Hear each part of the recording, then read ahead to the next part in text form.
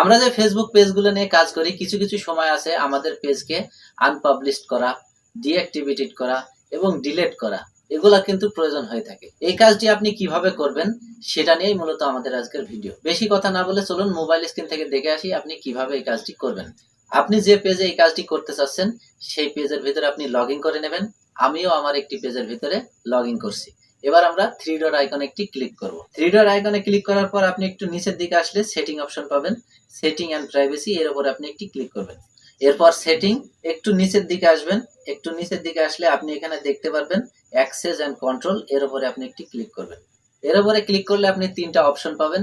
এই তিনটা অপশনের কাজ কি কি সেটা কিন্তু আপনাকে অবশ্যই জানতে হবে। প্রথম আমরা যেটা দেখতে পাচ্ছি ডিঅ্যাক্টিভেটেড পেজ।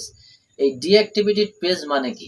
আপনি যখনই আপনার পেজকে ডিঅ্যাক্টিভেটেড করবেন তখন কিন্তু আপনি বা অন্য কেউ এই পেজটিকে আর খুঁজে পাবেন না কিছু সময়ের জন্য। আপনি আপনার পেজকে কত সময় ধরে ডিঅ্যাক্টিভেটেড করতে চাচ্ছেন সেটাও কিন্তু আপনি করে রাখতে পারবেন। একটু পরে কিন্তু সেটাও আপনারা বুঝতে পারবেন। তো বন্ধুরা, প্রথম অপশনটা আমরা বুঝতে পারছি যে প্রথম অপশনের কাজ কি। এবার আমরা দ্বিতীয় অপশনটি দেখি। দ্বিতীয় অপশনটা যেটা বলতেছে আনপাবলিশড পেজ, তার নিচেই দেখেন লেখা আছে দিস ইজ টেম্পোরারি। উপরেরটাও ডিঅ্যাক্টিভেটেড পেজের নিচেও কিন্তু টেম্পোরারি দেয়া আছে। এটাতেও কিন্তু ওই একই অপশন দেয়া আছে বা একই কথা লেখা আছে, মানে আপনার কিছু সময়ের জন্য আপনি আনপাবলিশড করতে পারবেন। 3 নম্বরে যেটা দেয়া আছে delete page, this is permanently. আপনি বুঝতেই পারছেন যে আপনার পেজটি একেবারে ডিলিট করার জন্যই কিন্তু এই অপশনটি আছে। আপনি যদি আপনার পেজকে একেবারে ডিলিট করতে চান, মানে আপনি আর এই পেজটি চালাতে চাচ্ছেন না, সেক্ষেত্রে আপনি কিন্তু এটাকে সিলেক্ট করতে পারেন। তো বন্ধুরা, আমরা তিনটা অপশনের কি কি কাজ সেটা তো বুঝলাম। এবার আমরা এই কাজগুলা কিভাবে করব সেটাই মূলত আপনাদেরকে দেখাচ্ছি। আমরা প্রথমত আপনাদেরকে দেখাচ্ছি আপনি আপনার পেজ আনপাবলিশড কিভাবে করবেন। তো এটার উপর আপনি একটি ক্লিক করে নিচে কন্টিনিউ বাটনের উপর ক্লিক করবেন। এখানে কিন্তু আপনাকে বলতেছে are you sure you want to unpublish this page. এখানে কিন্তু আপনাকে জিজ্ঞেস করছে। তো আপনি এখানে কনফার্ম ক্লিক করবেন। কনফার্মে যখনই আপনি ক্লিক করবেন তখন কিন্তু আপনাকে এভাবে দেখাবে যে আপনার পেজটি কিন্তু আনপাবলিশড হয়ে গেছে। টার্ন অফ, নিচে যে টার্ন অফ আছে এর উপরে যদি আপনি ক্লিক করেন, আমরা ক্লিক করতেছি, এখানে কিন্তু আপনাকে আবার দেখাচ্ছে যে আপনি আপনার পেজটি কি পাবলিশ করতে চাচ্ছেন। এখানে আপনি কনফার্ম যখনই করবেন আপনার পেজটি কিন্তু আবার কনফার্ম হয়ে যাবে। আপনি যখনই আপনার পেজকে আনপাবলিশ করবেন তখন আপনি কিন্তু আপনার পেজটিকে দেখতে পারবেন, অন্য কেউ আপনার পেজকে দেখতে পারবে না। বন্ধুরা, আপনি আপনার পেজ আনপাবলিশ কিভাবে করবেন এবং সেই পেজকে কিভাবে আবার পাবলিশ করবেন সেটা কিন্তু আপনাদেরকে দেখাইছি। এবার প্রথম অপশনে যেটা আছে ডিঅ্যাক্টিভেটেড পেজ, সেইটা আপনি কিভাবে করবেন এবং আপনার পেজটিকে আবারও কিভাবে অ্যাক্টিভ করবেন সেটা মূলত আপনাদেরকে এবার দেখাচ্ছি।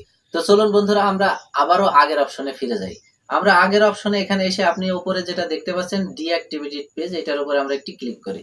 কন্টিনিউ বাটনে ক্লিক করি। এখানে আপনাকে ফেসবুক কোনো একটা কারণ জানতে চাচ্ছে যে আপনি কি কারণে আপনার পেজটি ডিঅ্যাক্টিভেটেড করতে চাচ্ছেন। তো আপনি যে কোনো একটা সিলেক্ট করে দেবেন। আমরা উপরে একটা সিলেক্ট করে কন্টিনিউ বাটনে একটি ক্লিক করি। কন্টিনিউ বাটনে ক্লিক করার পর আপনি এখানে দেখতে পাচ্ছেন save post in your archive.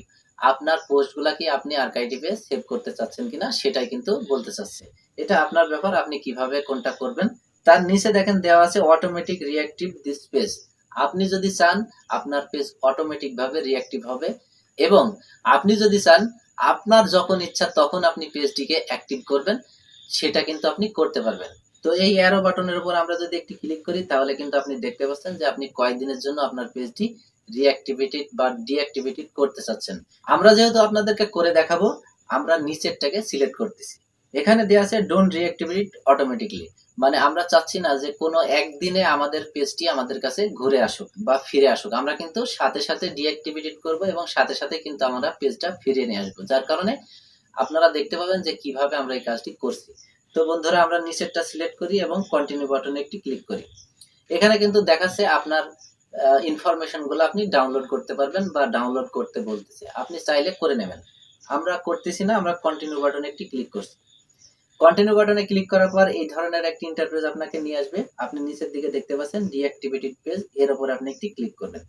এর উপরে যখন আপনি ক্লিক করবেন তখন কিন্তু আপনার পেজ ডিঅ্যাক্টিভেটেড হয়ে যাবে এবং আপনাকে কিন্তু আপনার আইডিতে নিয়ে চলে যাবে। এখন বর্তমানে আপনি দেখতে পাচ্ছেন যে আমাদের যে আইডি থেকে আমরা পেজটা অপারেট করতেছি সেই আইডির ভিতরে আমাদেরকে সুইচ করে নিয়ে চলে এসেছে। তো বন্ধুরা, এখন আপনার যে পেজটি আপনি ডিঅ্যাক্টিভেটেড করলেন সেই পেজটিকে আপনি আবারও কিভাবে ফিরিয়ে নিয়ে আসবেন সেটাই মূলত দেখাচ্ছি। আপনি আবারও থ্রি ডট আইকনে ক্লিক করবেন। ক্লিক করার পরে নিচের দিকে সেটিং অ্যান্ড প্রাইভেসির উপর ক্লিক করবেন। এরপর সেটিং এ ক্লিক করবেন। সেটিং এ ক্লিক করার পর একটু নিচের দিকে যখন আসবেন, একটু নিচের দিকে আসলে আপনি পেজ নামে যে অপশনটি দেখতে পাচ্ছেন, এই পেজের উপরে আপনি একটি ক্লিক করবেন। পেজের উপর ক্লিক করার পর আপনি এখানে দেখতে পাচ্ছেন রিঅ্যাক্টিভেটেড ইওর পেজ। তার পাশেই দেখুন ভিউ বাটন আছে, এই ভিউ বাটনের উপর আপনি একটি ক্লিক করবেন। ভিউ বাটনের উপর ক্লিক করলেই আপনি দেখতে পাচ্ছেন যে আমাদের যে পেজটি ডিলিট করছিলাম বা রিঅ্যাক্টিভেটেড করছিলাম সেটা কিন্তু এখানে দেখাচ্ছে এবং তার পাশেই কিন্তু দেখাচ্ছে রিঅ্যাক্টিভেটেড। তো এর উপরে আপনি যখনই ক্লিক করবেন তখন দেখেন আমাদের পেজটি কিন্তু আবারও ফিরে আসতেছে, সুইচ হয়ে আমাদের পেজে কিন্তু আমরা চলে আসছি। তো বন্ধুরা, এভাবে কিন্তু আপনার কাজটি আপনি করতে পারেন। তো আমরা আপনাদেরকে এবার দেখাবো আপনি ডিলিট কিভাবে করবেন। আমরা প্রথমত থ্রি ডট আইকনে একটি ক্লিক করি, এরপর একটু নিচের দিকে আসার পর সেটিং এন্ড প্রাইভেসি এর উপরে আমরা একটু ক্লিক করব, সেটিং এ ক্লিক করব। সেটিং এ ক্লিক করার পর আপনারা একটু নিচের দিকে যখন আসবেন তখন আপনি দেখতে পাবেন যে অ্যাক্সেস এন্ড কন্ট্রোল, সেই আগের অপশন, এটার উপর আপনি একটি ক্লিক করবেন। আপনি দেখতে পাচ্ছেন ডিলিট পেজ, তার নিচে কিন্তু দেয়া আছে দিস ইজ পার্মানেন্টলি, মানে আপনার পেজটি কিন্তু একেবারে ডিলিট হয়ে যাবে সেটাই কিন্তু দেখাচ্ছে। তো আমরা এই খালি ঘরে একটি ক্লিক করে কন্টিনিউতে ক্লিক করছি। এখানে আপনাকে একটি কারণ দেখাবে যে আপনি কি কারণে পেজটি ডিলিট করতে চাচ্ছেন, আপনি যে কোনো একটিতে সিলেক্ট করে দেবেন। সিলেক্ট করার পর কন্টিনিউ বাটনে একটি ক্লিক করবেন। কন্টিনিউ বাটনের উপর ক্লিক করার পর কিন্তু আপনাকে দেখাচ্ছে আপনি এগুলা সেভ করে রাখতে চাচ্ছেন অথবা ডাউনলোড করে রাখতে চাচ্ছেন, এগুলা কিন্তু আপনাকে দেখাচ্ছে। আপনার যদি পছন্দ হয় তাহলে আপনি সেভ করতে পারেন অথবা ডাউনলোড করতে পারেন। তো আমরা কন্টিনিউ বাটনে একটি ক্লিক করলাম। এখানে কিন্তু আপনাদের যে মেন আইডির পাসওয়ার্ড আছে সেই পাসওয়ার্ডটি এখানে লিখতে হবে বা টাইপ করতে হবে। তো আমাদের পাসওয়ার্ড টাইপ করার পর আপনাদেরকে দেখাচ্ছি। বন্ধুরা, আমাদের পাসওয়ার্ড দেওয়া শেষ। এবার আমরা কন্টিনিউ বাটনে একটি ক্লিক করব। কন্টিনিউ বাটনের উপর যখনই আপনি ক্লিক করবেন তখন কিন্তু আপনাকে এই ধরনের একটি ইন্টারফেস দেখাবে। এবার আপনি শুধুমাত্র ডিলিট পেজে যখনই ক্লিক করবেন আপনার পেজটি কিন্তু ডিলিট হয়ে যাবে। তো আমাদের পেজ যেহেতু আমরা ডিলিট করতে চাচ্ছি না, যার কারণে ডিলিট পেজ এই অপশনটি আমরা ক্লিক করতেছি না। তো আশা করি বুঝতে পেরেছেন যে আপনি এই তিনটি কাজ কিভাবে বা কোন ভাবে ব্যবহার করতে পারবেন। বন্ধুরা, এতক্ষণ আমাদের সাথে থাকার জন্য আপনাদেরকে অসংখ্য ধন্যবাদ। আমাদের এই পেজে এই ধরনের ইনফরমেটিভ ভিডিও কিন্তু আমরা প্রায়ই আপলোড করে থাকি। আমাদের এই ভিডিওগুলো আপনি যদি সবার আগে পেতে চান তাহলে আমাদের পেজটিকে ফলো করে আমাদের সাথেই থাকতে পারেন।